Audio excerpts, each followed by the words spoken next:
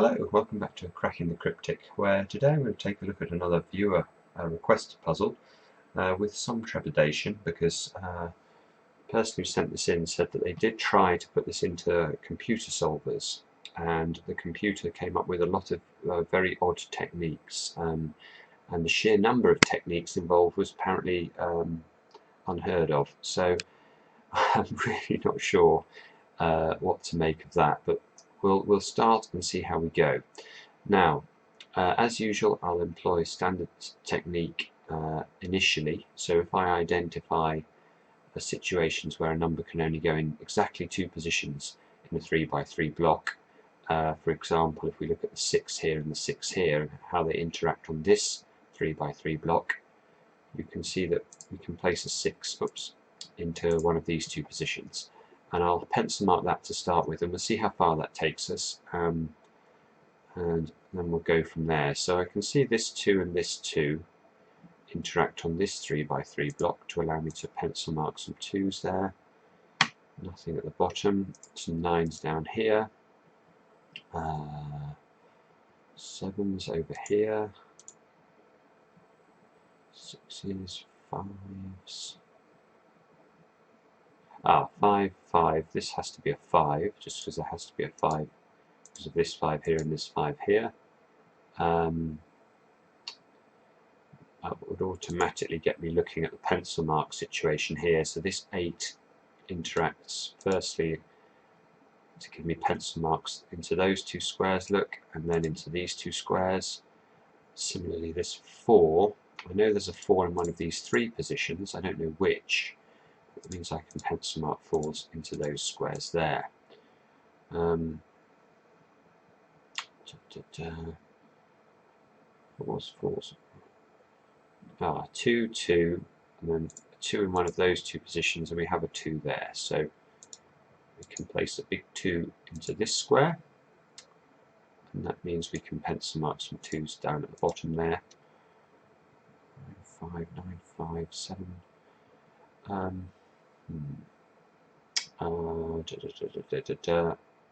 It's always the danger with live solving, is when you get stuck, it's so embarrassing. 6 is okay, ruled out from these three squares and this square, so there are 6's in one of those two positions.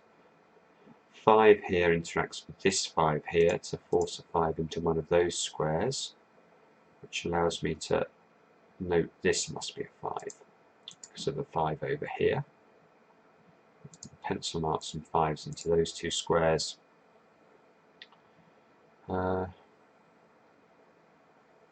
Okay, well look, there's something going on at the top here probably. You can see we've got the numbers 1, 6, 5 and 9 in row 1, and 4, 8 and 7 in column 1. So this square is very restricted. This square can only be a 2 or a 3. I'll just label that for the moment. And the interesting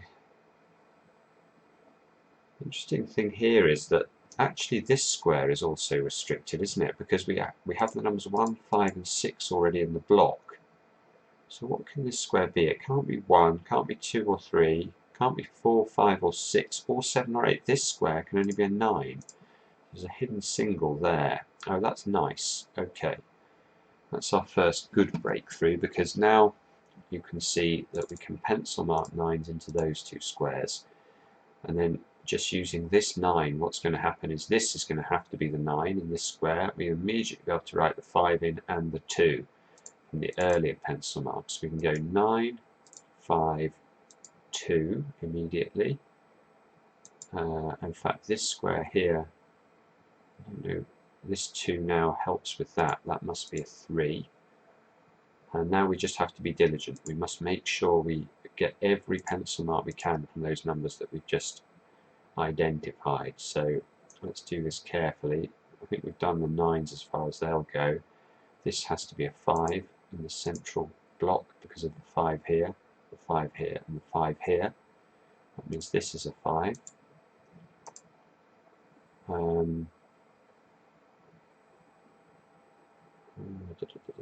What's going on there? Look. 2, 5, 2, 2, 2's into one of these two positions. 2's into one of those two positions.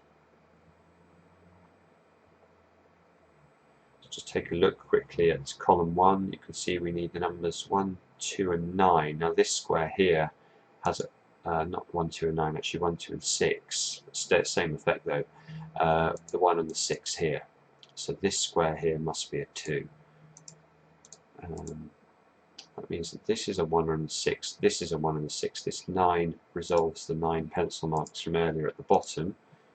And I'm going to diverge now from the standard technique, and I'm going to label this 1, 6 pair in the column just because it's such a powerful pair, and I need to keep track of that sort of thing, or I suspect I do anyway. 6, 2, 2, 2's into those two positions. Annoyingly, there's no symmetry in the positions of the 2's now in these bottom 3x3s. I was hoping we could match one set of 2's up, which would give us an effect in X-Wing, but we can't do that. I'm just going to check column 8. So you can see we need 1, 6, 7 and 9. So this, I'm going to label 1 and 7. Nothing, nothing, nothing. So this is the only really restricted pair. Now let's check row 1 as well. So we've got 4, 7 and 8 to place. So this is a 4 and 8. This is a 4 or a 7. That's interesting. Come back to that. And this is a 7 or an 8. Okay. So this is classic Y-wing territory. Why do I say that? Because look what we've got along the first row of the grid here. We've got 3 squares, all of which have 2 possibilities, and all of which have the same numbers in common. So if I can find another square in any of these 3x3 blocks that's limited to the same or to 2 of these 3 numbers, then I'm very likely to have a Y-wing, and or a bent triple. That might be a better way to describe it. So let's check this block first. So what have we got? We've got 4, 7 and 8 to place. So that, there you go, 4, 7, 8 to place. And this one, yeah, okay. So let's look at this. So the key here is that we need to, now you may say, well, haven't we got a bent triple using this square? No, okay, because here we've got the same numbers in the wings. So when we look at the pivot square, which is this square is the pivot of the Y-wing because it can see both wings. This is the only square that can see 2 other cells in this Y-wing. This isn't a Y-wing, but let me explain why. And if we look here, obviously if this was a 4, that would resolve both of the wings, but it being an 8 does nothing. Whereas let's consider the same logic now, but using this square instead. And this is critical. So now we have the 3 possibilities, and whatever we choose here will get an effect. So if this is a 4, this will be a 7. If this is an 8, this will be a 7. So now we know that if we can find squares in the grid that can see both this square and this square, they cannot contain a 7. So in particular, there cannot be a 7 in this square, or this square. And you'll remember earlier, I pencil marked this 1, 7 in, and this can know as a double. So I know this is either 1 or 7. I've just proved it can't be a 7. So this must be a 1. And I'm going to continue. I'm just going to do some pencil marking, and then we're going to come back and look at these 2 squares. Because what have we got here? We've got 3, 4 and 7 to place, but we now know neither of these squares can take a 7 because of the Y-wing logic. So this must be 3 and 4, and look, we have a 4 here. So this is a 4, and this is a 3, and therefore this is a 7 after all that. And again, all we have to do now is just be careful. So I'm going to go back to original pencil marking and just check whether or not this gives me anything really helpful. So now we have a 4-8 pair in this block and this block. 3 is locked here. No. A lot of numbers in column 8. You can see we need to still place 6, 7 and 9. So this is a 6 or a 7. I will notate that. And we've got 6, 7 and 8 to place here. Again, can't do anything there. So let's check column 2. 1, 3, 4 and 8. Well, this square is interesting, isn't it? This can only be a 1 or a 4. Again, I'm tempted to highlight that. So the 3 is in either of these two positions in column 2. And again, that's the sort of thing you need to keep an eye on for X-wings. So if we could find another column of the grid that had a similar restriction, we might be able to use that. But I'm just scanning it now, and I don't think, well, if we look at this column, because of the 3 here, we know there's a 3 in one of those 3 positions. So that is what's called a finned X-wing on 3s. What does that mean? Probably nothing, but let's just have a quick stare at it. So again, with the finned X-wing, what we need to look at is the fact that either the fin is true, which would mean this was a 3, or if this is not a 3, we have an X-wing on 3s here.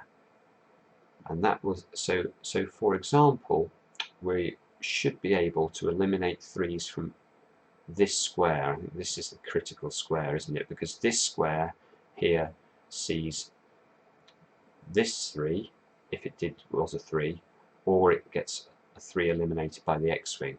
So this square cannot be a 3. Let's just take a quick look at this square. It's not going to give us anything at all. That's irritating. C'est la vie.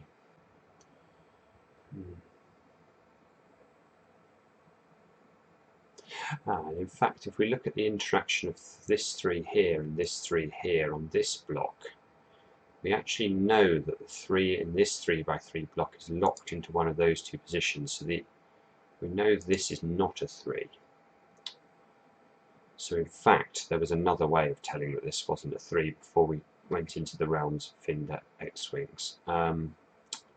So what does all that mean? Let's remove this 3 so it doesn't get confusing, and take another stare at the grid. Still,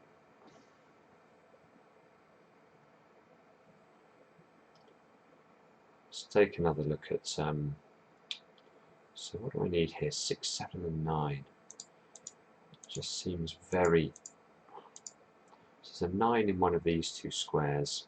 Again, I can't see how to use that. 6, 7, 9. Okay, now, well, there is a trick you can do here. I don't know if it's helpful or not, probably not, but let's talk about it. There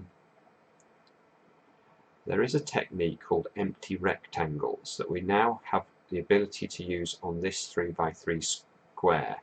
Now, empty rectangles is quite a highfalutin way of describing this, but what I need you to imagine is where we can place a 1 in this 3 by 3 block. And you can see there are 3 possibilities, these 3 possibilities here. Now, the important thing to note is that if the 1 turns out to be in row 5, i.e. if this one or this one is true, look at the effect that has over here because of this 1, 6 pair. So if either of these is a 1, this square will be a 1. So this is called a strong link between these two situations over on the left-hand side. So if, on the other hand, the 1 is in the column, is in column 9, so either of these two 1s is true, then this square is the critical square. This square cannot contain a 1, because either it'll be eliminated because the 1 will be here or here, or it will be eliminated because this will be a 1, or this will be a 1, and that will force a 1 into this square. So this square here cannot contain a 1. So now let's check what this square can be. So it can't be a 1, can't be a 2, can't be a 3, 4 or 5, can be a 6, can be a 7, can't be an 8 because of the pencil marked 8s, can't be a 9, so it's a 6 or a 7. Ah, okay, so there is a 6-7 pair now in this 3x3 block. Right, that's nice. Is it enough to get us anything extra? So we know that the other numbers must be 1, 2 and 8 in some order. 1, 2 and 8. So this is a 1 or an 8 now. I've pencil marked 2 and 8 here. Is that because this is limited? I better check that in a sec.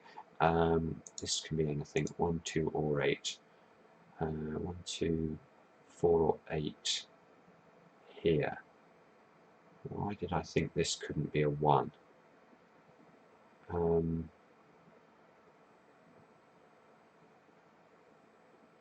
Now I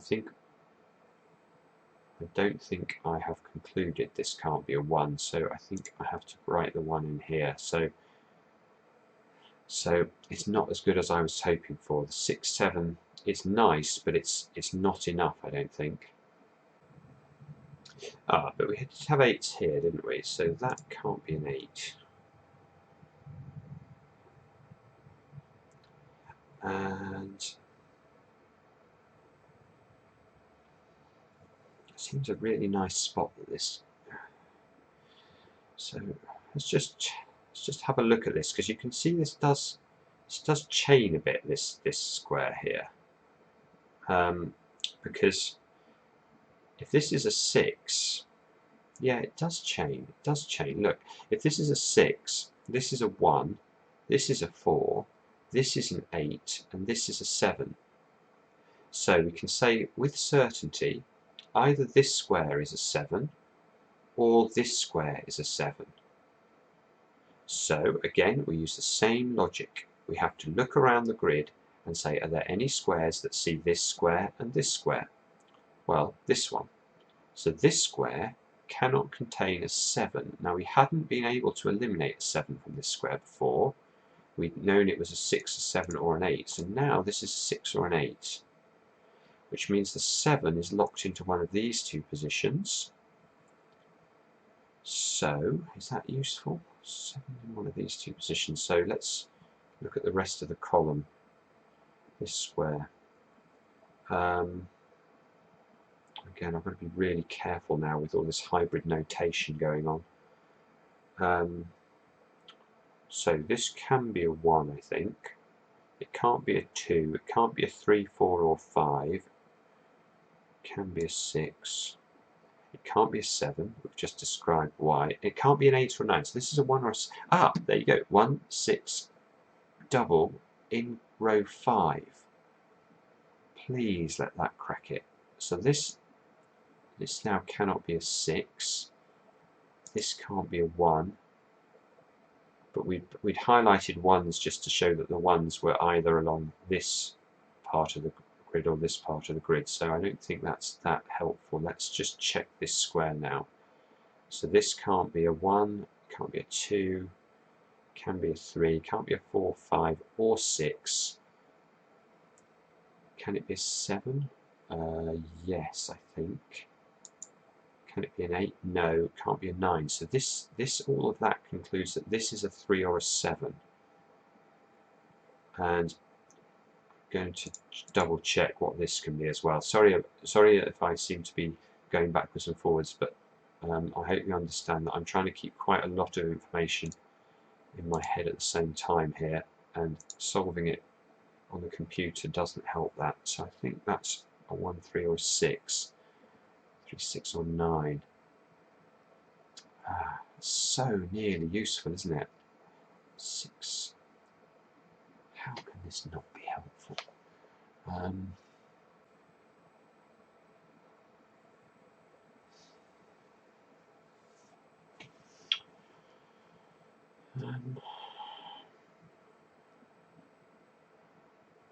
Check the rest of row 5, I think.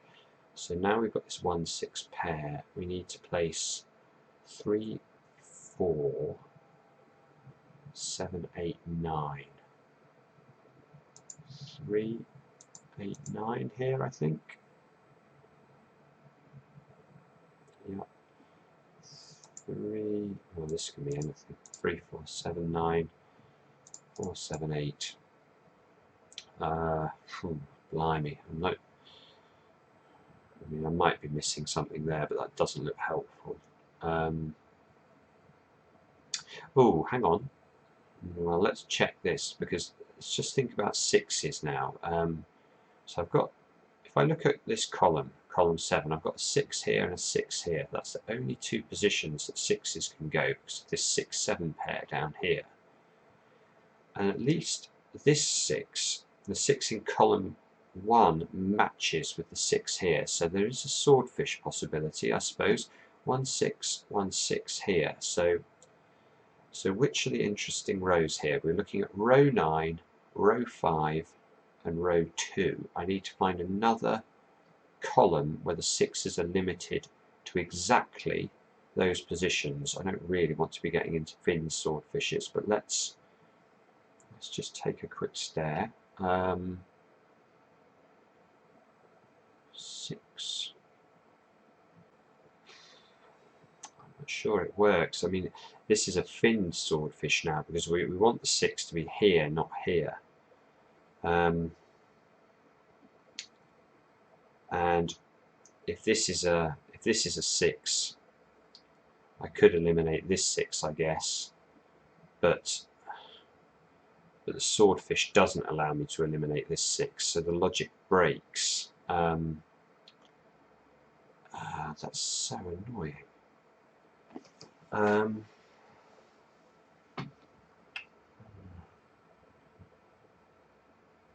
me just think about this a bit more. With this, this 6 is annoying me now.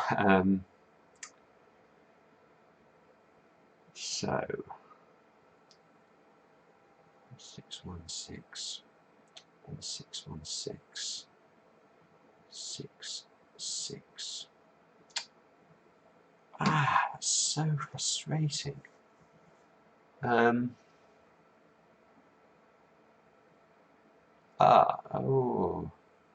Well, can I switch it round then? Is there... 6s have got to be limited in the rows as well. Let's just take... So the 6 in row 2 is here or here. Okay. That's okay, isn't it? So...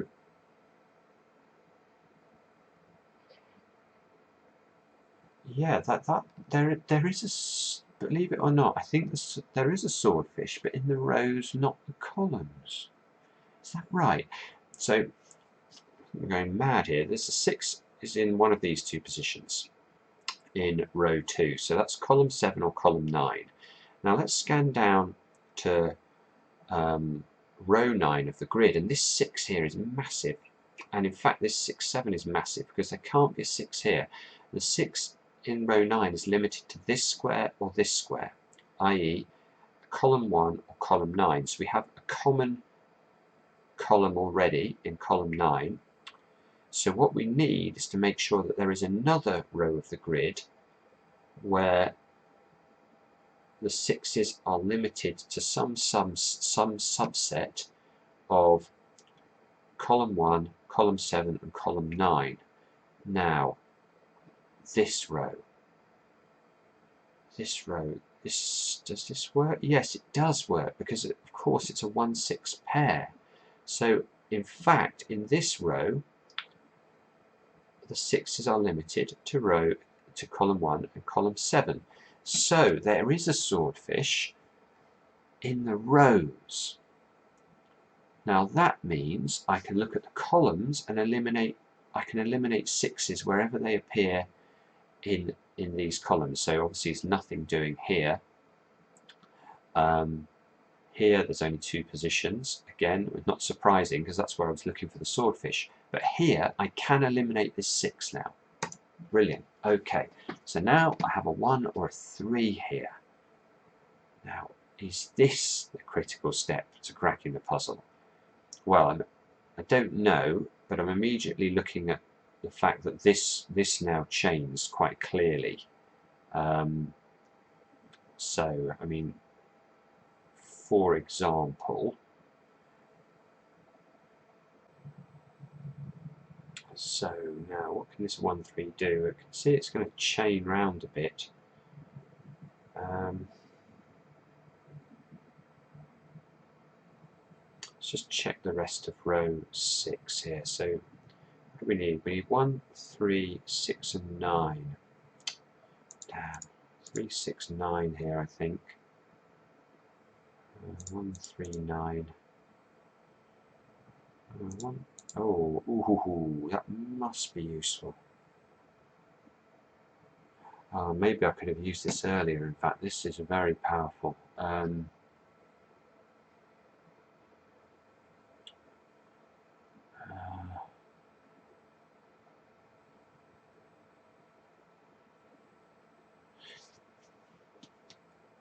Okay, yeah.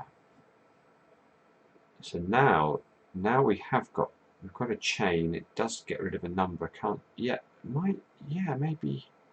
Okay. Sorry, I'm staring at this and being completely inarticulate. I'm looking at this square, and I could see immediately once I had this down to 1, 3.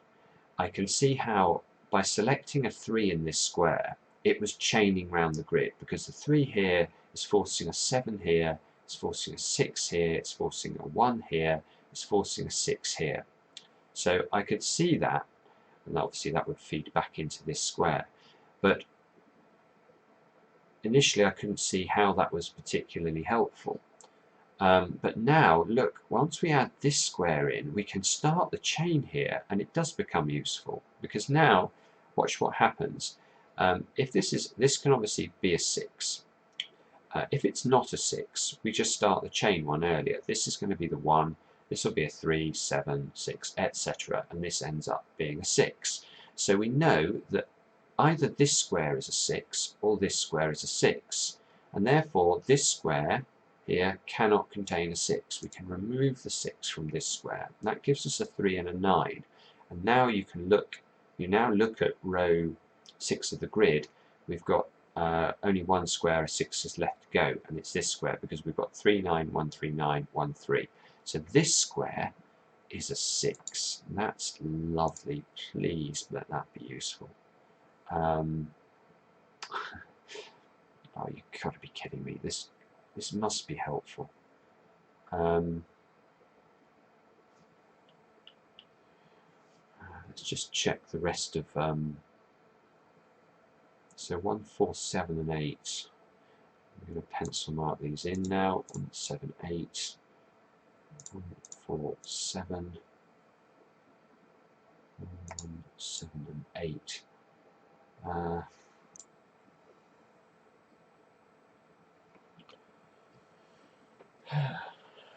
My goodness me.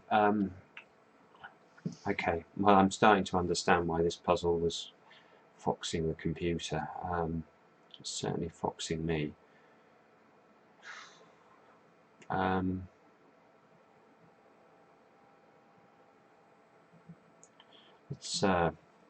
think I'm going to have to enter even more pencil marks in just to try and get something else going on. Let's try up here. So 1, 4, 7, 1, 4, 7, 1, 4, 7. That's no use. Let's try the rest of column 4. What do we need? 1, 3, 4, 7, 8. Gosh, 7, 8. So unrestricted. It's not true. 1. 3. This can't be 3, because we did work out that there was a 3 in one of these two squares, so at least I get rid of another digit here. So 1, 4, unfortunately that looks completely okay. 7 is fine, 8 isn't fine because of the 8 here. Okay, 1, 4, 7, 1, 4, 7.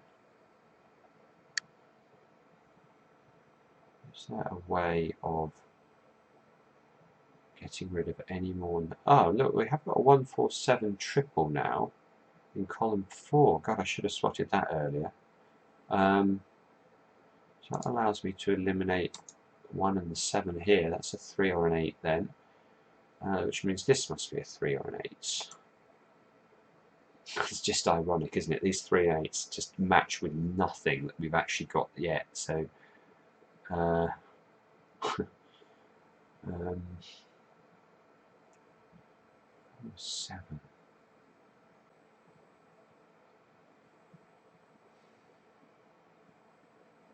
So what do we need to do now? I'm not sure. I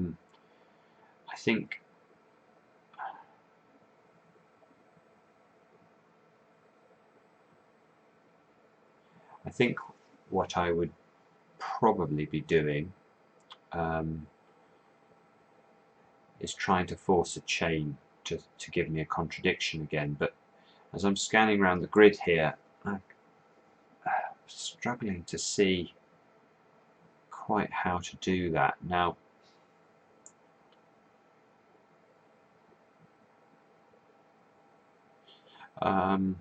what we could do,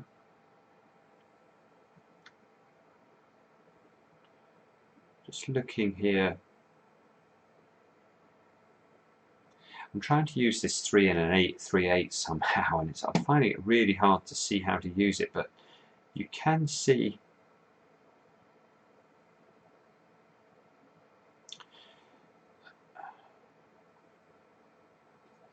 I can see how there are only 2 positions for a 3 in row 9. That's this square and this square. I think that's right.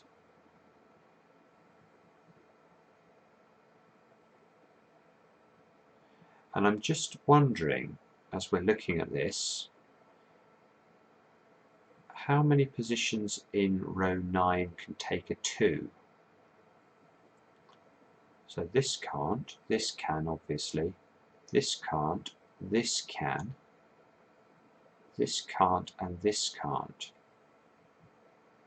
So this square feels to me to be important.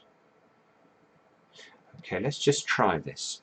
So if this is a 1, what happens? If this is a 1, this will be an 8 and this will be a 2.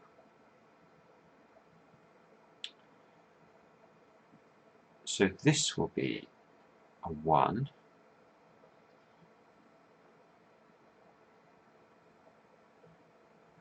I'm trying to get back into these squares. I'm just going to check the rest of column 2 here. So what numbers am I missing? I'm missing 1, 3, 4 and 8. 1, 3 and 8. 1, 3 and 4. I'm probably missing extra eliminations I could make here, which is going to really annoy me. So let's just go back to it. 1, 8 and 2 here. So that's going to force a 4 and a 1 here. That's going to force this to be a 3. Now, if this is a 3, what does that do? This has to be an 8. Yeah, that's correct. This has to be an 8. This will be much easier with highlighting it later. I'm trying to do this in my head, which isn't easy. This will be a 3. Therefore, this will be an 8. But if this square is an 8, we've got a massive problem now, because what does that do? Well, that forces the 3 into this square. This is a 3. And we know if this is a 3, there are only 2 places that a 2 can go in row 9. And that's this square, which we've just said is a 3, or this square, which we started the chain off by saying was a 1. So this square, through that absurd logic, cannot be a 1, it must be a 2. Now, there must be something easier than that to crack this puzzle open. I appreciate that's far from satisfactory, but I'm already over half an hour on this, so I'm going to make the argument that that's fair enough and say that that is a 2. Maybe that will be the critical step. So that now gives us a 1-8 pair along here, which means that we can start to make some eliminations at last. So this is a 4 and this is a 2. Yeah, I mean, this is already starting to look better, isn't it? It gives us a 1-7 here. And let's make sure that we use everything we can. 1-3 here, 1-7. We need to place a 7 here, so this is going to have to be a 7. 6 and 8 there. 7, 1, 7. 2, 2, 2, and 2. So this must be a 2. Oops. This must be a 2. Make sure we actually use the pencil marks we just found. So this 4 here, I can eliminate this now. So we've now got 1 7 pair and a 3 8 pair going down column 4 there. And that means, doesn't it, I think this is the only place a 4 can go. Yes, that's right, so that's a 4. Therefore the central square of the grid is a 4. That's the only place a 4 can go in the middle block. We're very nearly there now. I've got to be, again, I've got to be so careful with this hybrid of pencil marks that I've got in this grid. It's really, I suspect it's slowing me down now because I'm getting confused. Now we said, didn't we, that in terms of where it, no, I can just remove this 2, that's not going to help.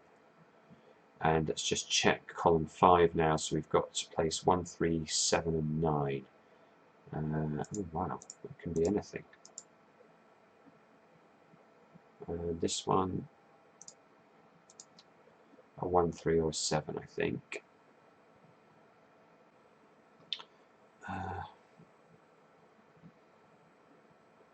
Okay, and then we've got, you can use this this sort of 1, 3 and 1, 6 symmetry. You can see that we've got this going on through the grid here. If we look here, this could be a 3 or it could be a 1, but the moment it's a 1, it chains through this 1 6s and the 1 3s. So watch what happens. So if this is a 1, this is a 6, this is a 1, and this is a 3. So we know either this square's a 3 or this square's a 3. So this one in particular can't contain a 3. So that's a 9. Let's just make sure we use everything we can. Now we've got a 1, 3, 7 triple down the centre there, so this must be a 9. It allows me to remove a 9 from this square as well. Yeah, finally we're starting to make a bit more progress, I think. That means this is a 9. What are we left with down this column? 3, 6 and 8, is that right? Wow, that seems to be, anything seems to go there.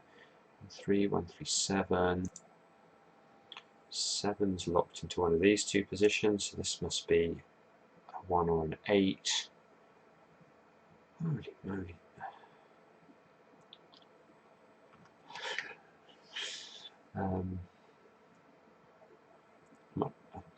I mean, we can probably force this again now using similar techniques to last time.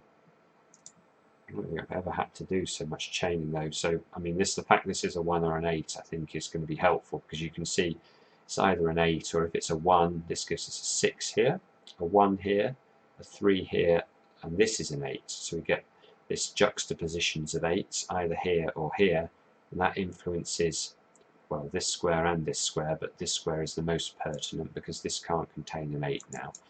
So this must be a 7. We know that the square above it also can't contain an 8 for the same reason. So this is going to be a 1. And that means 3 there, 1, and finally I suspect the puzzle has broken. I mean, I don't really know what to say about this. This, in my opinion, this is the hardest puzzle that I've solved on this channel. It was absolutely brutal, and even right up to the very end, it was still requiring chaining. And I'm fully accepting of the fact that the logic I used to crack that step in the, well, towards the end there was really quite esoteric. Definitely not something that I expect to be doing every day. So is this working now? I think it is. 8, yeah, okay, so now this is the 1, this is the 7, this is the 1, and there we go. So thank you so much for watching. I appreciate some of these videos are getting very long, but I have to say we've had some overwhelmingly good feedback for some of these longer solves, so I make no apology. We'll be back to something a bit more doable in due course, but if you enjoy the channel, please subscribe. We really appreciate it, and we'll be back soon with another edition of Cracking the Cryptic.